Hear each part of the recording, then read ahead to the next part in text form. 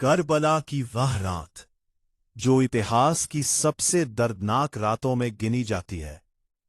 चारों तरफ सन्नाटा था, लेकिन हर खेमे से सब्र, इबादत और कुर्बानी की आवाजें आ रही थी। कोई अपने बच्चों को आखिरी नसीहत कर रहा था, तो कोई अपने लालों को अल्लाह की राह में कुर्बान होने की तैयारी करा रहा था। तुम हैदरे करार अली के नवासे हो। कल जब मैदान करबला में जाओ तो अपनी मां को शर्मिंदा मत करना। अपने मामू इमाम हुसैन के कदमों पर अपनी जान इस तरह कुर्बान करना कि हम सब रसूलुल्लाह और बीबी फातिमा के सामने सर उठाकर खड़े हो सके। फिर उन्होंने अपने बेटों को दो वसीयतें की। पहली वसीयत ये थी कि अगर मौका मिले तो इमाम हुसैन के दुश्मनों के खिलाफ बहादुरी से लड़ना। दूसरी वसीयत और भी कठिन थी।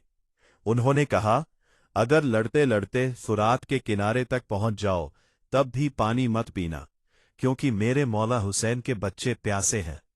ये सुनकर दोनों बेटों ने अपनी मां से वादा किया कि वे उनकी हर बात पर अमल करेंगे। रात गुजर गई और 10 मुहर्रम की सुबह आ गई। सूरज की पहली किरण के साथ करबला का मैदान गवाह बनने वाला था उन कुर्बानियों का जिनकी मिसाल दुनिया कभी नहीं दे सकेगी। एक एक करके इमाम हुसैन के साथी और रिश्तेदार शहीद होते जा रहे थे।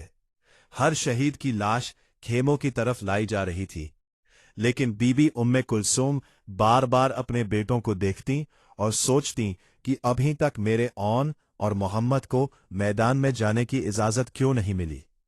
आखिर दोनों भाई अपने मामू इमाम हुसैन की खिदमत में हाजिर हुए और अर्ज किया, मामू जान, हमें भी जिहाद की इजाजत दीजिए ताकि हम भी आपकी राह में अपनी जान कुर्बान कर सके।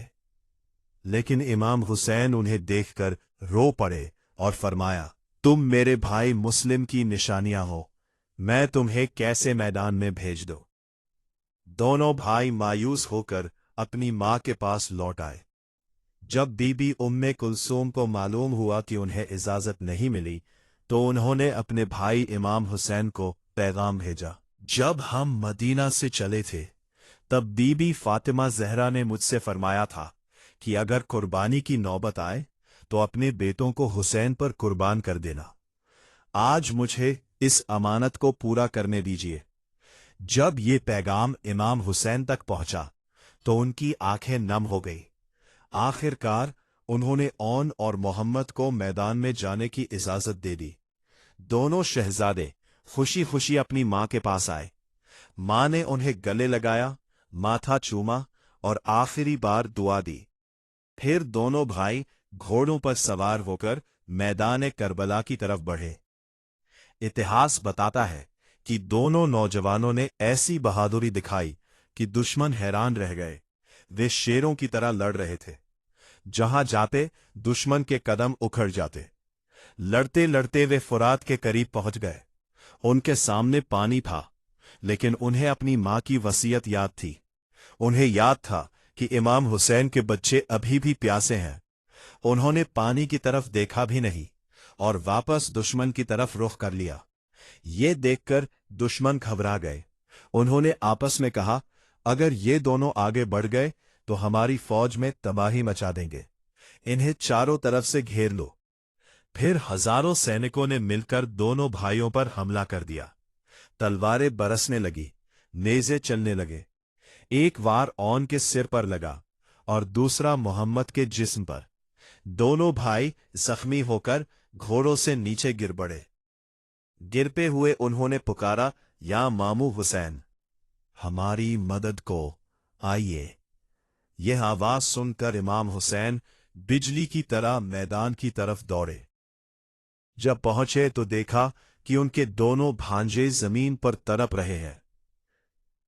एक ने कमजोर आवाज में कहा, मामू जान, हमारी मां से कहना कि हम फुरात तक पहुंच गए थे, लेकिन हमने पानी नहीं पिया।